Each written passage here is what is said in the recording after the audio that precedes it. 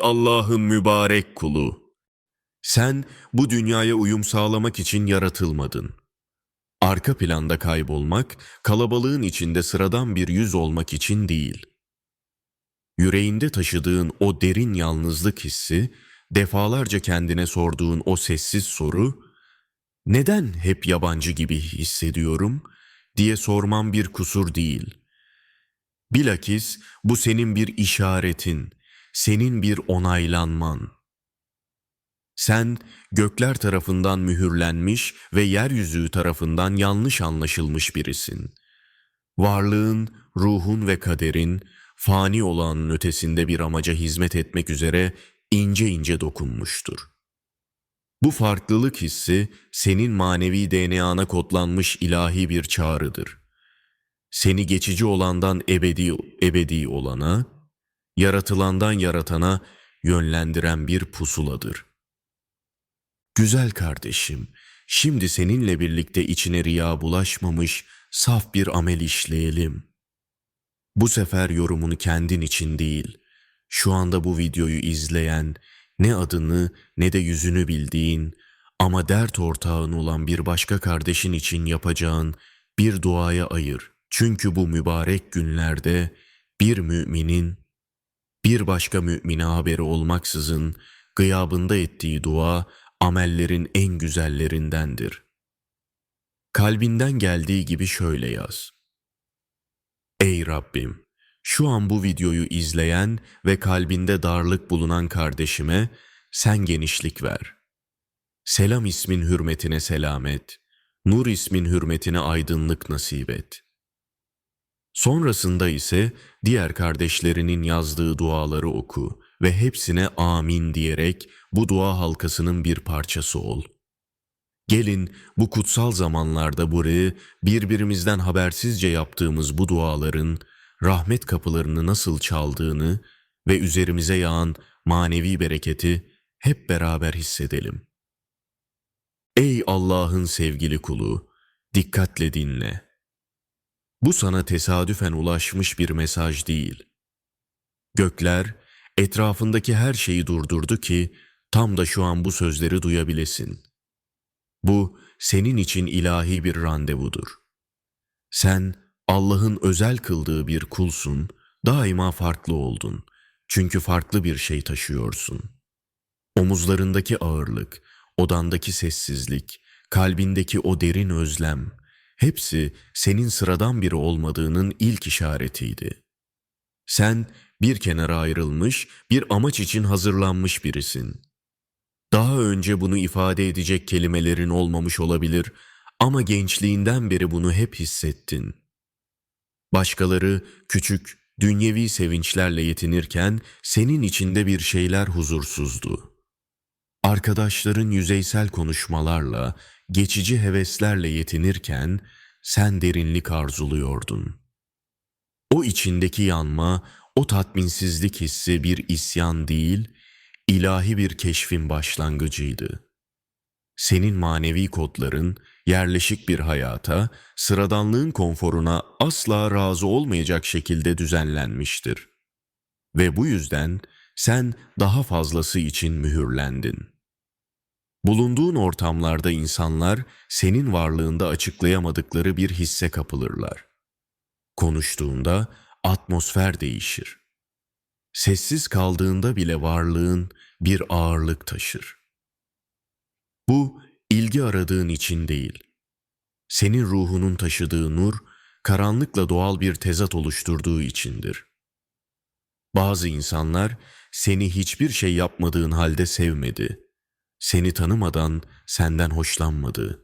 Çünkü üzerindeki ilahi esinti onların nefsani rahatlıklarını bozdu. Onların ruhu, senin ruhunun saflığı karşısında kendini çıplak hissetti. Ancak bu gerçeğin ruhuna bir çapa gibi yerleşmesine izin ver. Sen reddedilmiş değilsin. Sen yeniden konumlandırıldın. Sen unutulmuş değilsin. Sen ilahi bir koruma altına alındın, gizlendin. Vakti gelinceye kadar keskinleştirilen bir kılıç gibi takdir edilen zamana kadar mühürlenmiş değerli bir yağ gibi gizlendin. Dünya buna yalnızlık diyor ama gökler buna özel kılınma, arınma ve huzur diyor. Kur'an-ı Kerim'de Allah'ın bazı kullarını özel görevler için hazırladığına dair pek çok işaret vardır. En'am suresi 124. ayette buyurulduğu gibi, Allah peygamberlik görevini kime vereceğini en iyi bilendir. Bu, her birimize peygamberlik verildiği anlamına gelmese de, Allah'ın bazı kullarına özel sorumluluklar ve manevi bir ağırlık yüklediğini gösterir. Bu ağırlık, insanlardan uzaklaşma ve Allah'a daha da yakınlaşma halidir. Sen yalnızsın ama bu sevimsiz veya kusurlu olduğun için değil, bilakis Allah'ın eli, O'nun terbiye edici ve koruyucu rahmeti senin üzerindedir. Sen yalnız yürüyorsun ama bu zayıf olduğun için değil, bilakis gökler, melekler ve Allah'ın inayeti seninle birlikte yürümektedir. Sen izole edilmedin. Sen manevi olarak yakın bir şekilde özel bir rehberlikle korunuyorsun. O baskı altında ezildiğini hissediyorsun. Çünkü zeytin ezilmeden yağ çıkmaz. O baskıdan akan yağ, senin ilahi çağrın, senin manevi ışığın, senin hikmetindir. Ve o ışık, karanlığı ve karanlıkta olanları dehşete düşürür. Artık neden beni dışlıyorlar diye sormayı bırak. Sen dışarıda bırakılmadın, sen bir kenara çekildin. Allah herkesi kalabalıkların önünde alenen taçlandırmaz. O en değerli mücevherlerini gizlice sessizlikte hazırlar.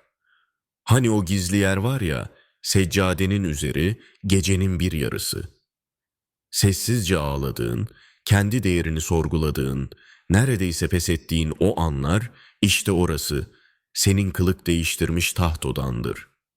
Orası, senin Rabbinle baş başa kaldığın, en samimi dualarını ettiğin ve manevi olarak yeniden doğduğun yerdir. Sen, tesadüfi birisi olamayacak kadar çok badireden sağ çıktın.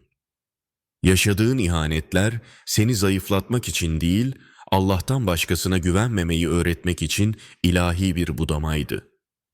Sessiz geçen, kayıp gibi görünen yılların aslında kayıp değildi. Onlar göklerin kapalı kapılar ardında bir şaheseri, sabırla ve hikmetle işlediği yıllardı. Ve evet, yanlış anlaşılmanın, başkalarının alay ettiği içgörüleri taşımanın, birçok şeyi vaktinden çok erken bilmenin ve hissetmenin ağırlığını taşıyorsun. Ama unutma, ey Allah'ın bu özel kulu, o ağırlık kılık değiştirmiş bir taçtır. Ve taçlar her başa oturmaz. Sadece mühürlenmiş olanlara, sadece yalnız yürümeye ve bu yolda sabretmeye razı olanlara oturur. Onlar, etrafındaki insanlar, ne kadar çok değişmişsin diyecekler. Sen ise kalbinle, asla aynı kalmak için yaratılmamıştım diyeceksin. Senin yalnızlığın, ruhunun yükselişini kanıtlar. İşte bu yüzden eski kalabalıklar artık sana uymuyor, onların sohbetleri ruhunu beslemiyor. İşte bu yüzden eski arkadaşlıklar soldu. Zira sen manevi olarak büyürken onlar aynı yerde kaldılar. Sen bambaşka bir şeye, daha rafine, daha bilge birine dönüşüyorsun. Sen Allah'ın seni gizlice, o çetin imtihanlarla şekillendirirken fısıldadığı o kişi oluyorsun. Bu neslin ihtiyacı olduğunu bilmediği o ışık, o nesiller boyu süren manevi ataleti kıran, çölün ortasında yükselen bir ses oluyorsun. Ve evet, bu yalnız bir yolculuk. Çünkü yücelik mağaralarda, çöllerde, sessizlikte, inzivada başlar. Yücelik, kalabalıkların alkışlarıyla değil, Rabbin huzurunda dökülen samimi gözyaşlarıyla inşa edilir. Öyleyse bu sessiz mevsimi hor görme. Bu, seçilmiş olanların, Allah'ın özel vazifeler yüklediği kullarının yoludur. Tarih boyunca her bir peygamber, her bir hakikat elçisi, Allah'ın her bir veli kulu, hepsi önce gizlenerek, önce sorgulanarak, önce en yakınları tarafından bile yanlış anlaşılarak ve sonra ilahi bir yücelik içinde görevlendirilerek bu yolda yürüdü. Gökler senin bilmeni istiyor ki sen geç kalmadın. Sen tam zamanındasın. Gecikme gibi görünen şey aslında ilahi bir tasarımdır. Karakterini pişiren, niyetlerini saflaştıran ve seni gelecek olan emaneti taşıyabilecek güce ulaştıran mükemmel bir plandır. Öyleyse yürümeye devam et. Yalnız bile olsan, kimse seni anlamasa ve alkışlamasa bile itaate, ibadete, dua etmeye devam et. Kimse görmese bile o saf niyetinle parlamaya devam et. Çünkü seni çağıran, seni bu yolda yürüten Rabbin her şeyi görmektedir ve O, sadık olanların ecrini asla zayi etmez. Şimdi, ey Allah'ın vazifelendirilmiş kulu, içindeki sese, o ilahi fısıltıya kulak ver. Gözlerinle gördüğün, kulaklarınla duyduğun şeylerin ötesinde bir hakikat var. Allah'ın senin için hazırladığı bir yol, bir makam ve bir sorumluluk var. O eski arkadaşlar, o eski çevren neden senden uzaklaştı? Neden bir zamanlar sana en yakın olanlar şimdi birer yabancı gibi? Bu senin için bir ceza değil, bir terbiye, bir arınma sürecidir. Allah seni daha büyük bir göreve hazırlıyor. Seni insanların fani ve değişken onayına muhtaç olmaktan çıkarıp yalnızca kendi baki ve sarsılmaz rızasına muhtaç kılıyor. Çünkü kamil bir mümin gücünü ve değerini Allah'ın kelamı dışında başka bir kaynakta, başka bir kimsede aramaz. Başkalarının değişken beğenisine ve geçici onayına muhtaç değildir. Bu hal, bu yalnızlık senin ruhunu çelikleştiriyor ve kalbini güçlendiriyor. Kur'an-ı Kerim'de İbrahim suresi 24. ayette buyurulduğu gibi: Görmedin mi Allah güzel bir sözü nasıl misal getirdi? Kökü sabit, dalları gökte olan güzel bir ağaç gibi. Senin yalnızlığın işte bu ağacın kök salma sürecidir. Kökler derine, yani Allah'a olan iman ve teslimiyete inmeden, dallar göğe, yani ilahi rızaya ve manevi yüceliğe yükselemez. Sen bu imtihan sürecinde köklerini salıyorsun. O yüzden etrafında seni besleyen değil, köklerini daha da derinleştiren fırtınalı bir yalnızlık var. Bu yalnızlık senin manevi kuvvetini, Allah ele olan o en mahrem bağını güçlendiriyor. Bu süreçte insanlar seninle ilgili bir şeyler söylerler, bir etiket yapıştırırlar. Çok hassas, çok duygusal, çok yoğun, fazla derin düşünüyor diye tanımlarlar. Ama bil ki bu onların seni anlamakta ne kadar yetersiz kaldığının bir göstergesidir. Çünkü senin ruhun onların sığlığını ve yüzeyselliğini kaldıramaz. Senin derinliğin onların sığlığını açığa vurur. İşte bu yüzden hakikati arayanlar sana çekilir. Yüzeysellikte kaybolanlar ise senden uzak durur. Ortası yoktur. Unutma, her peygamberin hayatında derin bir yalnızlık dönemi vardı.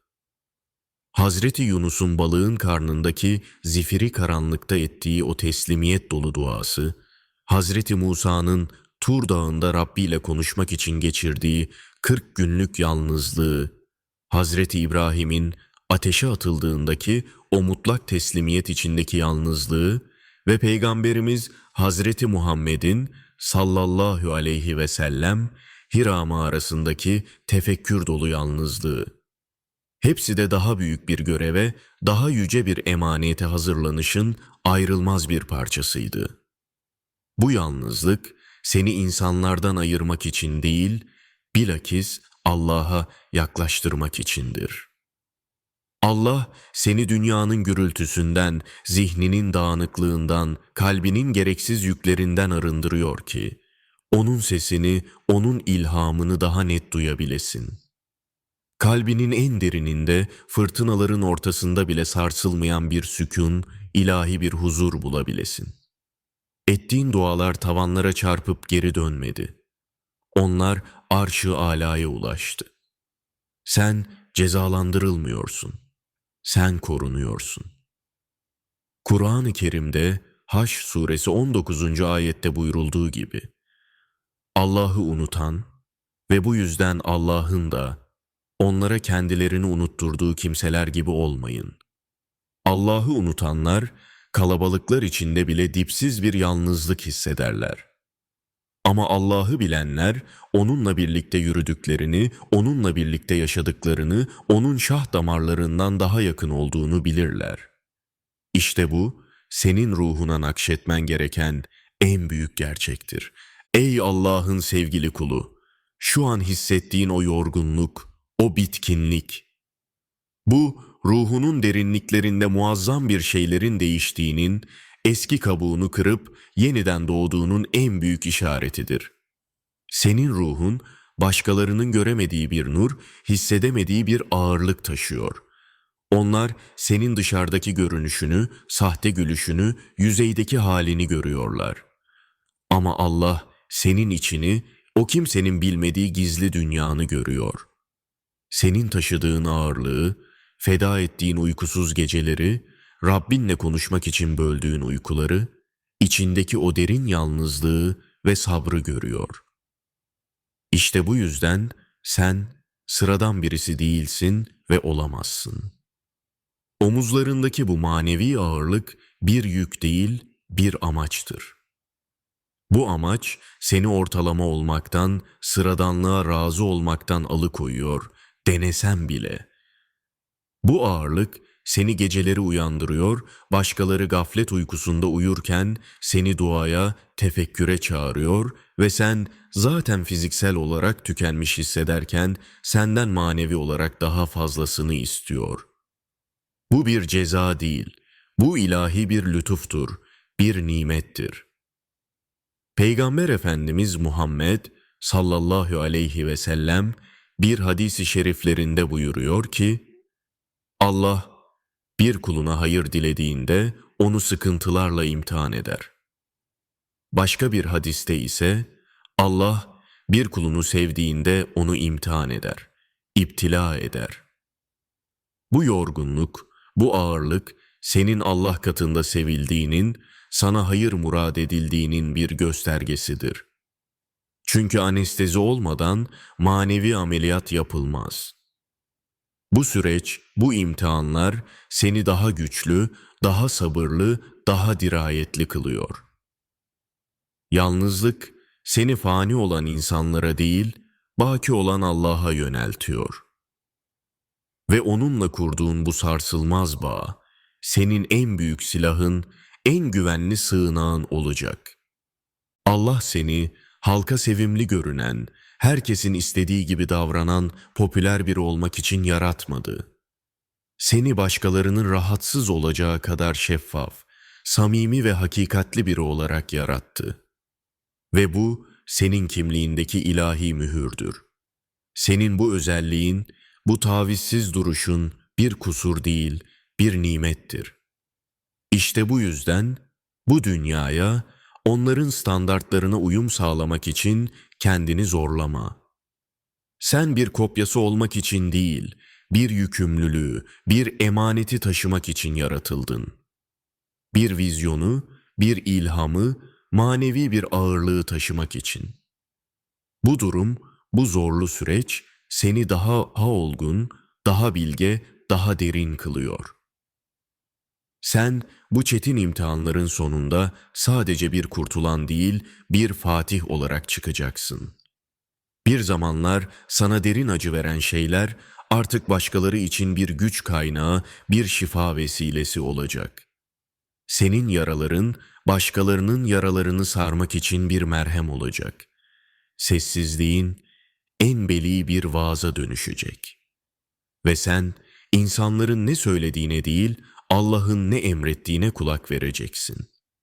İşte bu seni sıradanlıktan ayıran en temel şeydir.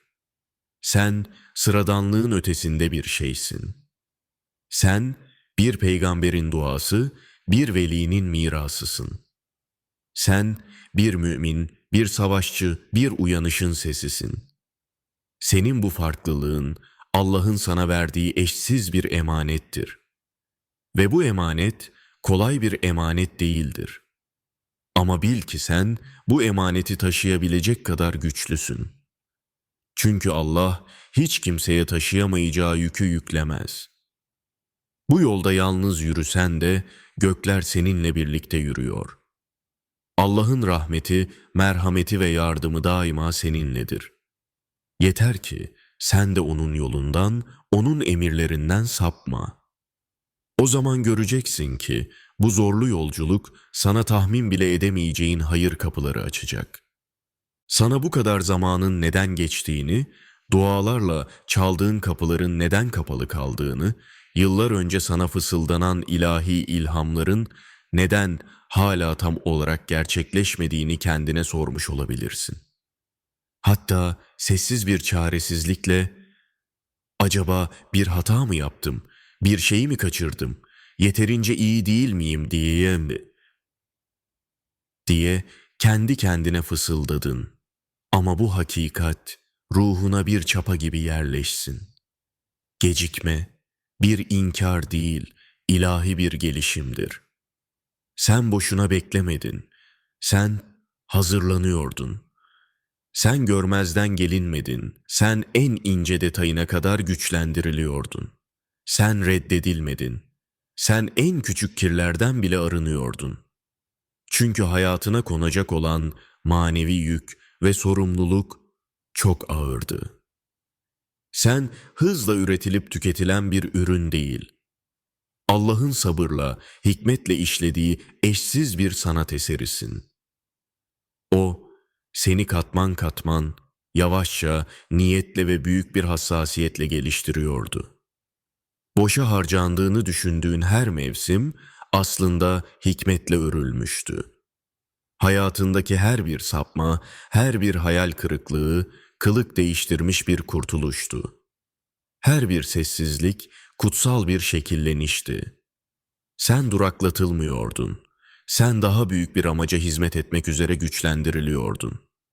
Unutma, birçokları şöhret ister ama baskı altında sınanmamış bir karakterle gelen şöhret, eninde sonunda kişiyi helak eder. Birçokları etki sahibi olmak ister ama Allah ile samimi bir yakınlık olmadan edinilen etki tehlikeli bir kibre dönüşebilir. İşte bu yüzden Allah seni yavaşlattı. Seni incinmen için değil, korumak için engelledi. Çünkü senin ardında bırakacağın miras sadece geçici bir etki değil, dürüstlük, ihlas ve doğruluk üzerine kurulu ebedi bir mirastır. Kur'an-ı Kerim'de İsra suresi 81. ayette buyurulduğu gibi, ve de ki, hak geldi, batıl zail oldu. Şüphesiz ki batıl zail olmaya mahkumdur. Hak, yani Allah'ın senin için takdir ettiği o görev, zamanı geldiğinde ortaya çıkacak. Ve batıl, yani seni yavaşlatan, sana engel olan, seni şüpheye düşüren her şey, senin o ilahi nurla, ortaya çıkışınla yok olup gidecek. İşte şimdi, tüm o ezilme, budanma ve arınmadan sonra, o karanlıkta, sessizlikte büyüttüğü şeyi serbest bırakmaya, insanlığın önüne çıkarmaya hazırlanıyor. Evet, ey özel kılınmış kul, vakit neredeyse geldi. Ama beklediğinden farklı göründüğünde, farklı bir yoldan geldiğinde sakın şaşırma. Çünkü sen sonuca, o parlak hedefe odaklanmışken, Allah senin o hedefe layık kişi olmana odaklanmıştı. Sen bir sonraki seviyeyi isterken, o senin sadece hedeflerine ulaşmanı değil, onun yüceliğini taşıyabilecek, kibre kapılmayacak, sarsılmayacak bir kap haline gelmeni istiyordu. Sen eski versiyonunu çoktan aştın. O sürekli başkalarının onayına ihtiyaç duyan, insanların ne düşündüğünden korkan, kalabalığın peşinden sürüklenen versiyonun o uzun ve zorlu çöl yolculuğunda öldü ve gömüldü. Ve şimdi ortaya çıkan düşmanın, yani şeytanın ve nefsinin asla sağ çıkamayacağını umduğu biri. Sen boşa gitmek için çok fazla şey yaşadın. Bu yüceliği taşımak için çok fazla şeyden vazgeçtin. Bu manevi güçle yürümek için çok fazla acıya katlandın. Ve şimdi ilahi bir serbest bırakmanın, yeni bir başlangıcın eşiğindesin. Sakın aldanma. Bu senin sonun değil. Bu senin gerçek anlamda etkinleştirilmen. Bu hayatındaki her parçanın ilahi bir nizamla hizalanmaya başladığı an. Senin sesin, vizyonun, basiretin ve manevi otoriten.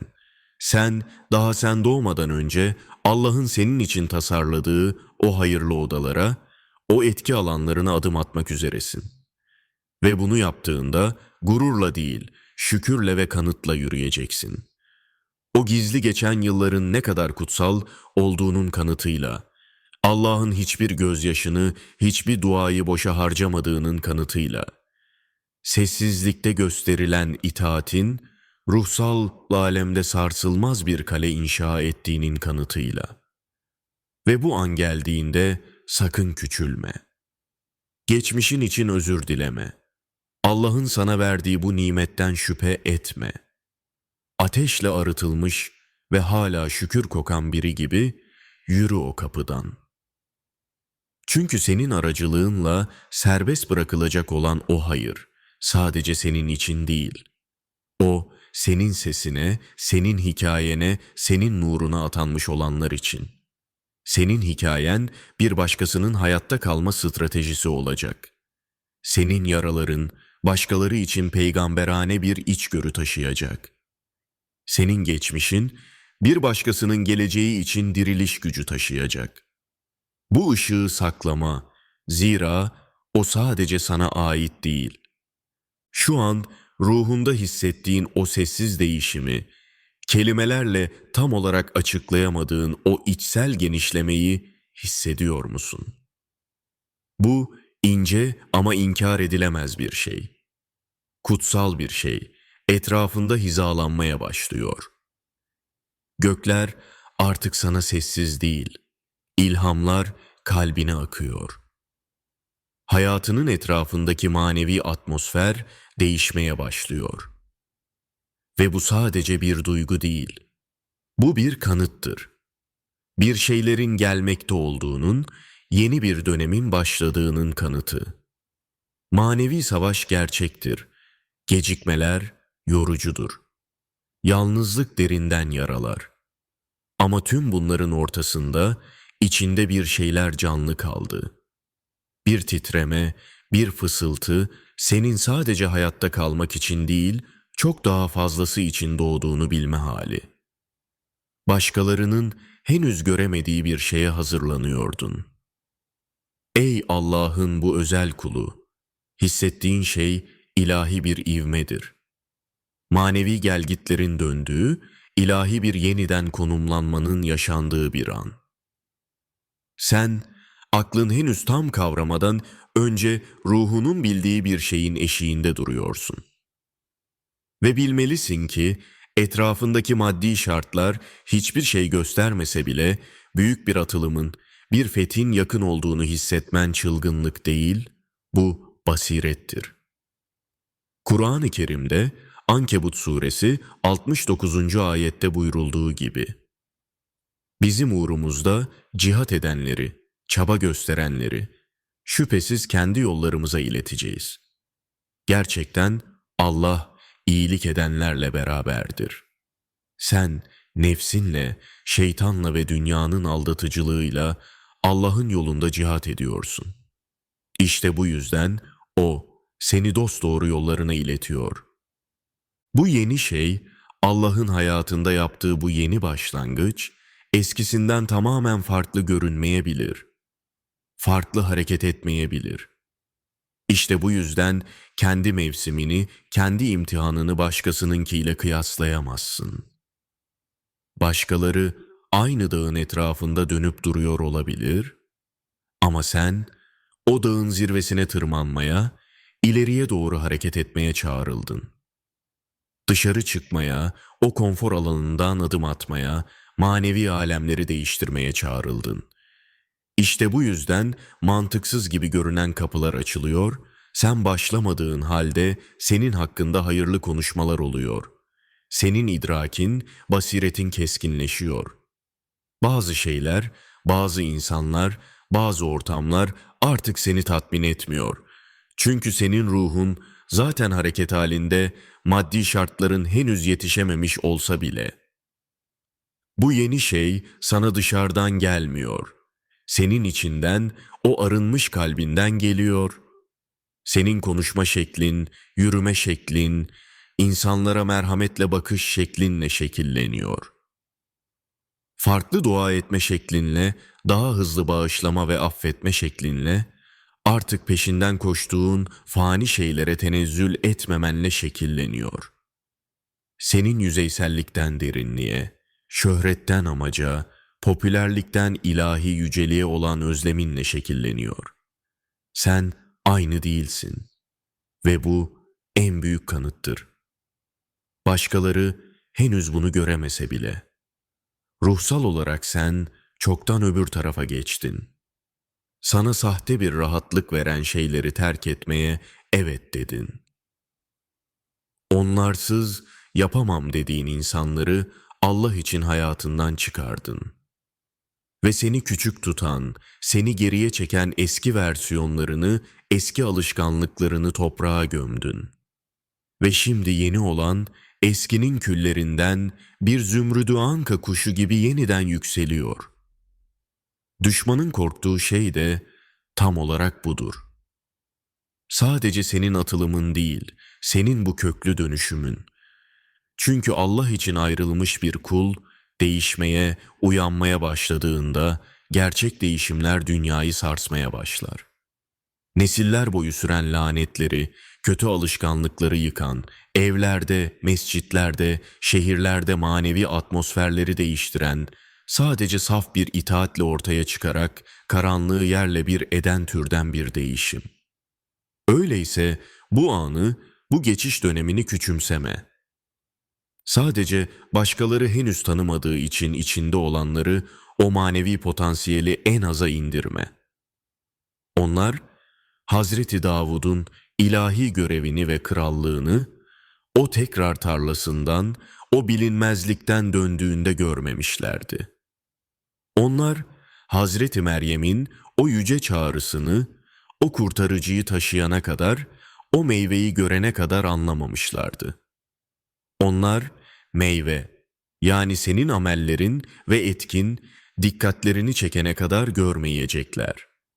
Ama sen görüyorsun, sen hissediyorsun ve şimdi onunla hemfikir olma, ona sahip çıkma zamanı. Sana şu an ruhunun derinliklerinde yankılanan bu sözlerin gerçek olduğunu bilerek kalbinle ben bu emaneti taşıyorum demeni istiyorum. Bu senin Rabbinle olan ahdin, senin onayın olsun. Çünkü sığ ve yüzeysel insanlar senin taşıdığın manevi yükü anlamayacak. Ama bu onu taşımayı bırakman gerektiği anlamına gelmez. Aksine bu maneviyatta senin en büyük gücün olduğunu bilerek bu hassasiyetinde daha da sağlam durman demektir. Senin bir aile tarafından, en yakınların tarafından yanlış anlaşılman, dünya tarafından yanlış anlaşılmaktan daha derin bir yara açar. Kendi ailen, kendi kanın, senin büyüyüşünü izleyen, kahkahalarını ve gözyaşlarını görenler, sendeki değişimi, üzerindeki o ilahi lütfu en net görmesi gerekenlerdir. Ama sana bakıyorlar ve hala sadece en rahat ettikleri, alıştıkları eski versiyonunu görüyorlar. Ve eğer kendi evinde, kendi ailenin içinde kendini hiç görünmez, anlaşılmaz hissettiysen, bil ki bu yolda yalnız değilsin. Allah için özel kılınmış olanlara özgü, ailelerinin onların çağrılarını, o manevi derinliği göremediği benzersiz bir acı ve imtihan vardır. Bilinmek, desteklenmek, kutlanmak istersin ama bunun yerine genellikle sessizlikle, şüphecilikle ve hatta bazen alayla karşılanırsın. Onlar senin tutkunu, Allah'a olan sevdanı sorgular. Onlar senin basiretinden, o sezgilerinden şüphe duyar. Onlar senin hayallerini, o ulvi hedeflerini küçümser. Ve bazen bugünkü halini değersizleştirmek için dünkü hatalarını, geçmişini bile kullanırlar. Ama gerçek şu ki, bu durum peygamberlerin bile yaşadığı bir imtihandı. Kur'an-ı Kerim'de peygamberlerin kendi kavimleri ve hatta aileleri tarafından nasıl reddedildiğine dair pek çok kıssa vardır. Hazreti Nuh'un oğlu bile ona inanmamış, o manevi gemiye binmeyi reddetmişti. Senin durumunda benzer bir manevi gerilimdir. Sen kibirli olduğun için değil, bilakis manen uyandığın için bu gerilimi yaşıyorsun. İlahi kimliğine, yaratılış amacına uyandığında hala gaflet uykusunda uyuyanlar genellikle direnişle tepki verirler. Bu saf bir nefretten değil, bir rahatsızlıktan kaynaklanır. Senin değişimin onların durgunluğunu, o konfor alanlarını rahatsız eder. Senin itaatin onların isyanını ve ihmalkarlığını mahkum eder. Senin berraklığın onların uzlaşmacılığını ve dünyeviliğini sarsar. Onlar senin artık eski boş şakalara neden gülmediğini, neden daha sessiz ve tefekkür halinde olduğunu, neden daha çok dua edip Kur'an okuduğunu, neden farklı konuştuğunu, neden eskisi gibi olaylara fevri tepki vermediğini anlamıyorlar. Bu, içindeki bir şeyin kırıldığı içindir.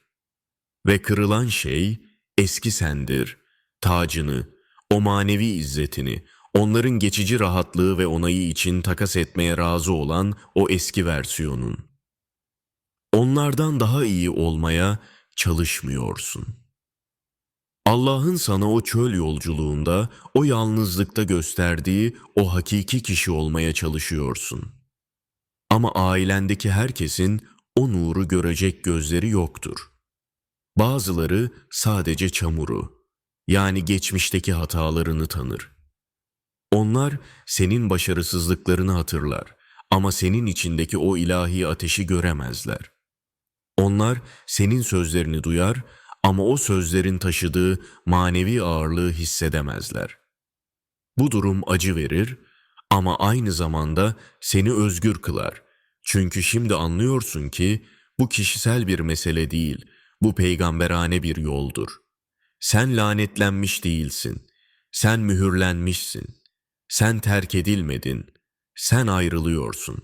Saflara ayrılıyorsun. Ve ayrılmış insanlar genellikle önce en yakınları tarafından reddedilirler. Ve yine de Allah senden onlara merhametle davranmanı, onları sevmeye devam etmeni ister. Bu, Allah için seçilmiş olanların en çetin imtihanlarından biridir. Araya girmek için, hidayetleri için dua ettiklerin tarafından reddedilmek, senin hakkında gıybet yapanlar için gizlice dua etmek, senin çağrına ve yoluna saygı duymayanlara saygı göstermek. İşte bu sabır, bu ahlak, senin kimliğini, senin Allah katındaki değerini kanıtlar. Herkes kendisini alkışlayanları sevebilir. Ama seni sorgulayanları, seni anlamayanları sevmek, işte bu ilahi bir duruştur. Bu gerilimde yalnız değilsin. Hazreti Yusuf, kardeşleri tarafından kuyuya atıldı ve satıldı. Hazreti Davud, babası tarafından göz ardı edildi. Peygamber Efendimiz Muhammed sallallahu aleyhi ve sellem en yakın akrabaları tarafından reddedildi. Kendi memleketinden çıkarıldı. Kutsal metinlerde ortak bir kalıp vardır. Allah için özel kılınanlar nadiren kendi evlerinde, kendi yakın çevrelerinde kutlanır. Neden? Çünkü ev senin geçmişini bilir. Onlar senin süründüğünü izledi. Onlar senin zayıflığını gördü. Ve bazen bu aşinalık insanların karşısındakinin dönüşümünü, o ilahi tecelliyi görmelerini engeller. Onlar bir zamanlar yardıma muhtaç olanın şimdi önderliğe, rehberliğe çağrıldığına inanamazlar. Ama onların körlüğü senin ilahi gücünü ve vazifeni değiştirmez. İlahi görevin için tanınmayı bekleme. Doğrulanma beklerken itaati erteleme. Gökler, dünyanın henüz yetişmeye çalıştığı şeyi, senin o yeni kimliğini zaten onayladı. Cesaretle yürü, anlamasalar bile. Sen asla onları ikna etmek için çağrılmadın, sadece emaneti taşımak için çağrıldın. O yüzden iyi taşı, sessizce taşı.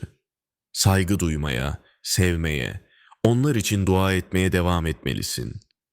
Reddediliş karşısında gösterdiğin bu ahlaklı itaat, kendi başına en büyük tanıklık olacak. Ve zamanla seni sorgulayanlar bile, bir zamanlar alay ettikleri o nimeti, o huzuru ve hikmeti aramak için sana gelebilirler. Sen bir sebeple gizlendin, göz ardı edilmedin, unutulmadın. Tam aksine ilahi bir hikmetle gizlendin. Özel bir amaç için saklandın. Gökler tarafından korunarak, üstü örtülerek. Hazır olmadığın için değil, taşıdığın şeyin, o nurun ve hikmetin, yaygın olmadığı ve her göze gösterilmeyecek kadar değerli olduğu için. Ve bir şey yaygın olmadığında, değerli olduğunda korunması gerekir. Ey Allah'ın bu özel kulu, şunu anla. Allah değersiz olanı saklamaz. O en değerli olanı saklar, hazineyi saklar. Görev ne kadar kutsalsa, saklanma ve hazırlık süreci de o kadar güvenli ve uzun olur. Başkalarının gecikme dediğine, gökler ilahi güvenlik diyor.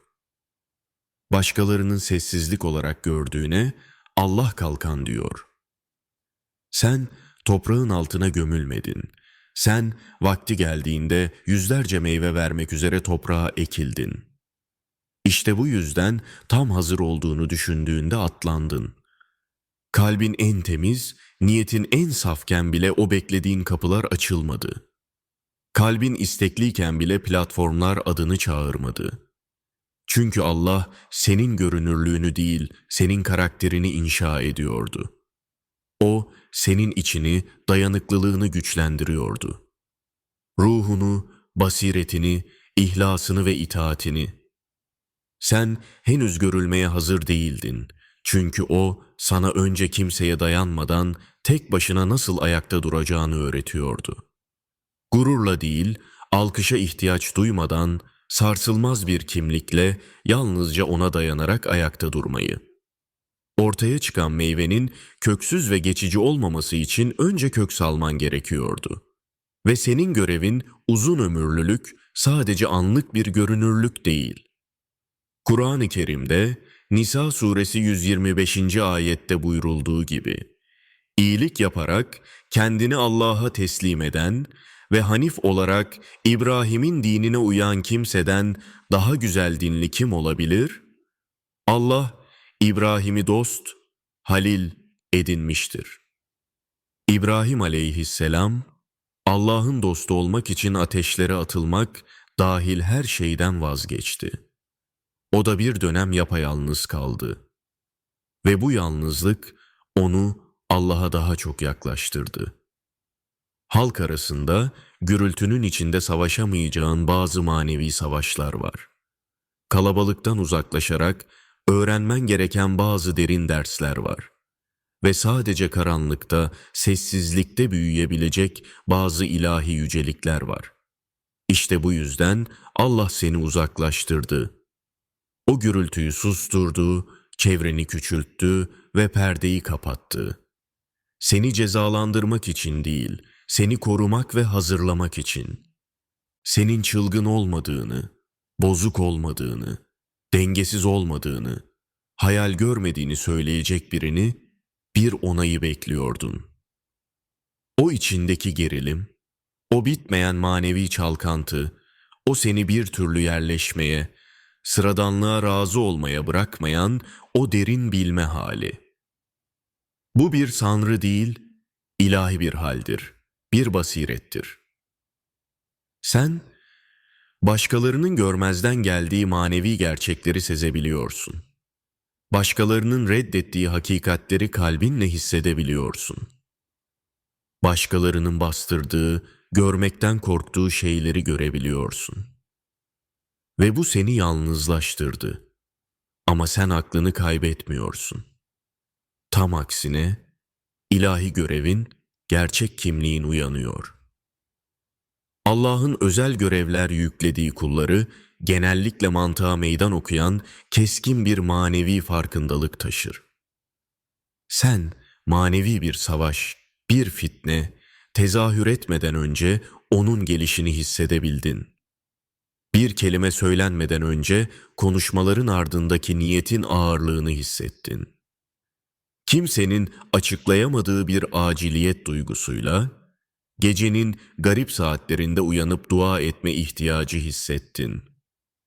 Ve etrafındaki kimse bu manevi yükü hissetmezken, sen dua etmeye, araya girmeye, oruç tutmaya, sadaka vermeye yönlendirildin. Ve neden bu kadar çok yük taşıyorum? Neden başkalarının dertlerini bile bu kadar derinden hissediyorum diye merak ettin. Çünkü sen sadece kendin için hissetmiyorsun. Sen bir ümmet, bir nesil için hissediyorsun. Sen manevi bir erken uyarı sistemisin, yaşayan bir sunak, bir engelleme aracısısın. Allah seni karanlığı bozmak, fitneyi dağıtmak için tasarladı. Sadece görmek için değil, değiştirmek için. Ve bu değişim yanlış anlaşıldığında işkence gibi gelebilecek derin bir hassasiyet gerektirir. Muhtemelen seninle ilgili bir sorun mu olduğunu, fazla mı duygusal olduğunu sorguladın. Ama aslında olan şey, göklerin sana içgörü, basiret ve çoğu kişinin taşıyamayacağı manevi bir ağırlık emanet etmesidir. Sen fazla hassas değilsin. Sen manevi olarak inşa edilmişsin. O hassasiyetin bedeli genellikle yalnızlıktır. İnsanlar bunu anlamaz. Sana duygusal, yoğun, abartılı derler. Ama onlar senin o hassasiyetinle, o dualarınla ne kadar çok manevi savaşın önünü kestiğini görmezler. Senin itaatinle, o gizli dualarınla kaç tane musibetin onlara ulaşmadan engellendiğini fark etmezler. Sen ruhsal alanda başkalarının asla gelmekte olduğunu bilmediği şeyleri kırdın. Sen göklerin yeryüzündeki bir duvarısın. Ve her duvar gibi engellediğin şeyin ısısını, basıncını hissedersin. Sana duran saldırıları başkaları özgürce ve habersizce yaşasın diye sessizce taşıdığın acıyı. Ama bunu bir zayıflıkla karıştırma. Bu bir savaşçı eğitimidir. Bu peygamberane bir şekillenmedir. Ve sadece manevi olarak olgun olanlar bunun ne olduğunu anlayacaktır. Kur'an-ı Kerim'de Tevbe suresi 120. ayette Allah yolunda çekilen hiçbir susuzluğun, yorgunluğun ve açlığın boşa gitmeyeceği, bunların salih bir amel olarak yazıldığı müjdelenir. Senin çektiğin bu manevi yorgunluklar da Allah katında bir salih ameldir. Ey Allah'ın bu seçilmiş kulu, sen derinlere çağrıldın ve derinler kalabalık değildir. Derinler rahat değildir. Derinler sessizlikte tam bir güven, açıklama olmadan, mutlak bir itaat ve şahit olmadan verilen çetin bir manevi savaş gerektirir. İşte bu yüzden sen ayrıldın. Herkes senin yaşadığın bu manevi derinlik için donatılmamıştır. Çoğu kişi senin yüzdüğün o derin sularda anında boğulurdu. İşte bu yüzden yolculuğun bu kadar yalnız hissettirdi. Çünkü sen derinlere çağrıldığında sığ sular artık seni tatmin edemez. Gündelik boş konuşmalar, ılık bir yaşam, yüzeysel bir maneviyat. Onlar artık sana uymaz. Herhangi birini yargıladığın için değil, ruhun daha büyük, daha yüce bir şeyin tadını çıkardığı için. Ve bir kere yüceliğin, Allah'a yakınlığın tadına baktığında, bir daha asla eskiye, o normale geri dönemezsin. Öyleyse senin karmaşa dediğin şey, aslında hakikate ulaşmanın getirdiği bir berraklık olabilir. Senin yönünü şaşırma olarak düşündüğün şey, aslında ilahi bir yeniden ayarlama, yeni bir istikamet olabilir. Allah seni bu duygularla cezalandırmıyor. O, sana taşıdığın emanetin büyüklüğünü ifşa ediyor. O, sana dikkat dağıtıcılardan değil, basiretten yaşamanı, tepkiden değil, hakikatten, rutin olandan değil, ilahi ilhamdan yaşamanı gösteriyor. Sen hayatı herkes gibi işlemiyorsun. Çünkü sen burada herkes gibi yaşamak için değilsin. Sen buraya bozmak, ifşa etmek, özgürleştirmek, yıkmak ve inşa etmek için geldin. O seviyedeki bir çağrı, bazen dayanılmaz gibi gelen bir manevi işleme seviyesi gerektirir, ama bu senin diğerlerini yok eden şeylerden hayatta kalma nedenindir.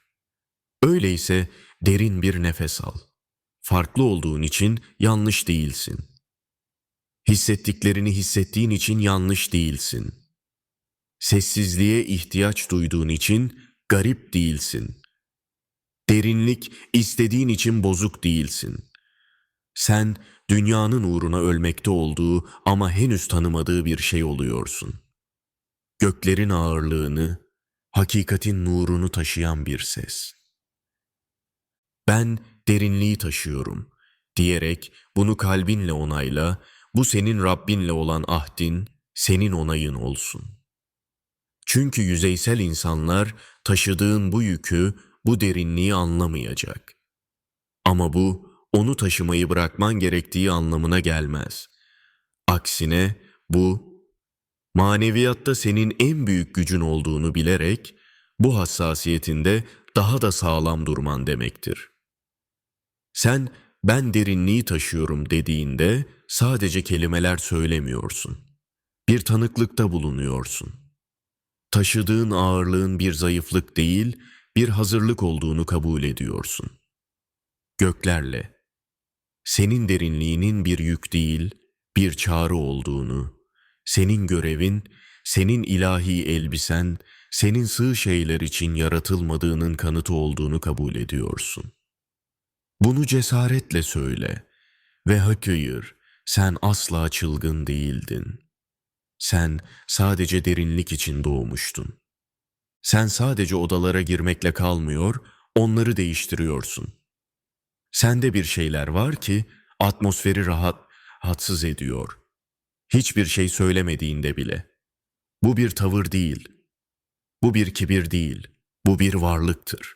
Çünkü sen içeri girdiğinde üzerindeki nur, üzerindeki manevi ağırlık da seninle birlikte içeri girer. İnsanların hissettiği ama bir türlü açıklayamadığı şey budur. Düşmanın, yani şeytanın, korktuğu ama dokunamadığı şey budur. Bu, gizlice Allah'la birlikte olan ve şimdi halka açık bir kanıt taşıyan birinin mührüdür. Sen, mevcut duruma uyum sağlamak için yaratılmadın. Sen, nesiller boyu süren kısır döngüleri kırmak için yaratıldın. Bu direnişi hep hissettin. Üzerine çevrilen bakışları, ani soğukluğu, sen odaya girdiğinde bir anda duran konuşmaları. Bu bir reddediş değil, bu bir tanınmadır. Şeytan seni tanır, karanlık seni ayırt eder. İnsanlar bile bilinçsizce taşıdığın o nura, o hakikate tepki verir. Yanlış bir şey yaptığın için değil, senin varlığın onların manevi konfor alanlarını, sahteliklerini bozduğu için. Sen, ışıkmış gibi davranan, hakikatmiş gibi görünen her şey için bir tehditsin. İşte bu yüzden manevi savaş üzerine bu kadar yoğunlaştı. İşte bu yüzden son zamanlarda bu kadar ağır bir yükle savaştın. Zihnini küçülmeye, vazgeçmeye ikna etmeye çalışan düşünceler, vesveseler geldi. Fısıltılar senin kükremeni susturmaya çalıştı. Hepsi senin aracılığınla serbest bırakılan, kopyalanamayan, taklit edilemeyen, sadece yaşanarak doğrulabilen bir şey yüzündendir. Sen herkes gibi değilsin ve asla olman beklenmedi. Sen başkalarını yankılamak için çağrılmadın. Sen uyuyan ruhları uyandıran ve şeytani sistemleri rahatsız eden peygamberane bir ses, ilahi bir frekans olmak için seçildin. Kurumların öğretemediği, unvanların veremediği, platformların satın alamadığı bir şey taşıyorsun. Şöhret değil, manevi bir güç taşıyorsun. Kur'an-ı Kerim'de Enbiya suresi 73. ayette buyurulduğu gibi, Allah salih kullarını doğru yolu gösteren önderler yapar ve onlara hayırlı işler yapmayı vahyeder. Sen de bu önderlerden, bu hayra çağıranlardan birisin. O, seni gökler tarafından konumlandırdı, ateşle, yani imtihanlarla ayırdı ve saflaştırdı. Onunla gizli yerlerde, ağlayan dualarda, itaatin o zorlu geriliminde birlikte oldu. Bunu tesadüfen kazanmadın, buna sabrettin, buna itaat ettin. Bu manevi otoriteye teslim oldun. Ve şimdi onun içinde yürüme zamanı. Sen Allah'ın yeryüzündeki bir müdahalesisin. Sen birinin gözyaşlarıyla ettiği duanın cevabısın. Sen bir uyanış bekleyen biri değilsin. Sen hareket halindeki uyanışın ta kendisisin. Öyleyse şimdi her zamankinden daha fazla sessiz kalma. Geri çekilme. İlahi görevinle sıradanlaşma.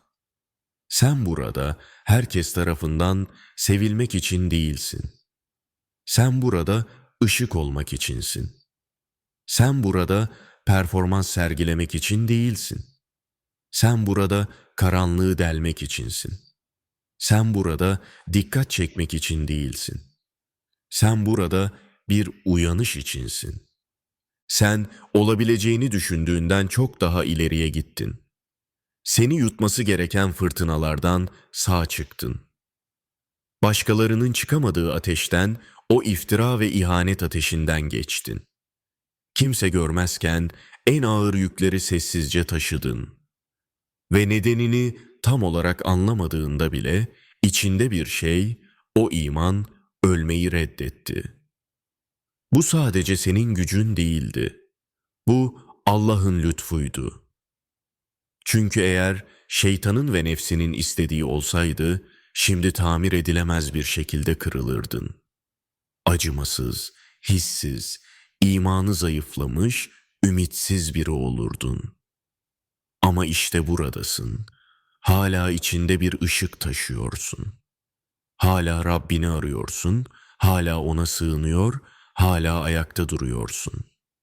Her şeyin bir araya geldiği, işlerin yolunda gittiği için değil, tam tersine, başkaları gittiğinde, her şey dağıldığında sen Allah tarafından tutulduğun için ayaktasın. Berraklık solduğunda, yolunu kaybettiğini hissettiğinde, tamamen yıkılmış hissettiğinde, Allah'ın lütfu seni bırakmayı reddetti. Hala buradasın. Ve bu, hala seçilmiş olduğun, hala Allah'ın seninle ilgili bir planı olduğu anlamına geliyor. İnsanlar senin direncini, o dışarıdan görünen sağlam duruşunu görüyorlar. Ama bu duruşun bedelini görmüyorlar. Uyuyamadığın geceleri, seccadeni ıslatan gözyaşlarını görmüyorlar. Nefes almak için verdiğin o zorlu mücadelenin arasında fısıldadığın duaları görmüyorlar. Sadece ilahi görevinin değil, aynı zamanda zihninin, kalbinin ve imanının da hedef alındığı o çetin manevi savaşı görmüyorlar. Bu sadece amacına yönelik bir saldırı değildi. Bu, senin kimliğini, Allah'ın sana verdiği o özgün kimliği silmeye yönelik tam bir girişimdi. Ama işe yaramadı. Belki bu savaştan topallayarak yorgun bir şekilde çıkmış olabilirsin. Ama çıktın. Ve şimdi gözlerinde öğretilemeyecek bir derinlik var. Sesinde hiçbir platformun, hiçbir makamın veremeyeceği bir ağırlık var. Sadece çölden, o yalnızlık ve imtihan diyarından sağ çıkmaktan gelen sakin bir manevi otorite var. Sen artık dikkat çekmek için konuşmuyorsun. Sen küllerden, ezilmeden, yeniden doğuştan, tecrübenin ve hikmetin derinliğinden konuşuyorsun. Ve seni farklı kılan da tam olarak bu. Artık başkalarının fani doğrulamasına ihtiyacın yok. Alkışa ihtiyacın yok. Çünkü sen zaten onun, Rabbinin sesini duydun. Sen zaten onun huzurunda bulunmanın ne demek olduğunu tattın. Kimliğini yeniden düzenleyen ve travmanın, günahların gömmeye çalıştığı o fıtri kimliği dirilten o ilahi sevgiyi zaten tattın. Kur'an-ı Kerim'de İnsan Suresi 24. ayette buyurulduğu gibi, o halde Rabbinin hükmüne sabret. Sen de sabrettin. İşte bu yüzden sen artık sadece hayatta kalmıyorsun. Sen fethediyorsun. Hayat kolaylaştığı için değil, nihayetinde gücün kaynağının asla kendin olmadığını, gücün tek kaynağının mutlak bir teslimiyet olduğunu anladığın için. İşte bu yüzden şeytan seni alt edemedi. İşte bu yüzden korku seni bitiremedi. İşte bu yüzden utanç seni susturamadı.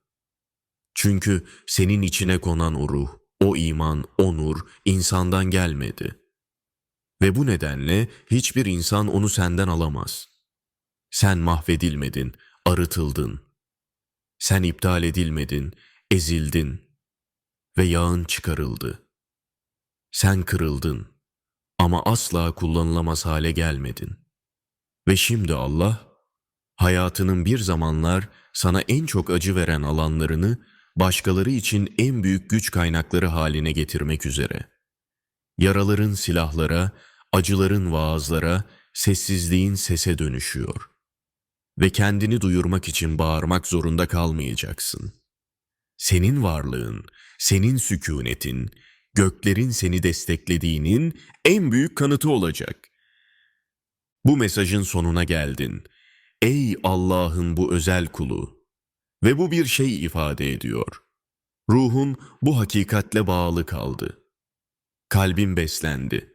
Ve ilahi görevin, yaratılış amacın şimdi her zamankinden daha güçlü bir şekilde içinde çalkalanıyor. Bu bir eğlence değildi. Bu ilahi bir hizalanmaydı. Ve eğer içinde bir şeyler çözülüyorsa, bir şeyler uyanıyorsa burada durmasına izin verme.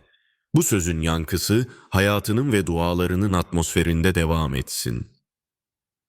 Eğer bu mesaj o uzun sessizlikte tek başına taşıdığın o yükü onayladıysa, savaştığın o isimsiz manevi savaş için bir dil verdiyse, sadece farklı değil, ilahi olarak görevlendirilmiş olduğunu sana yeniden hatırlattıysa, o zaman bu hakikati geçip gitme.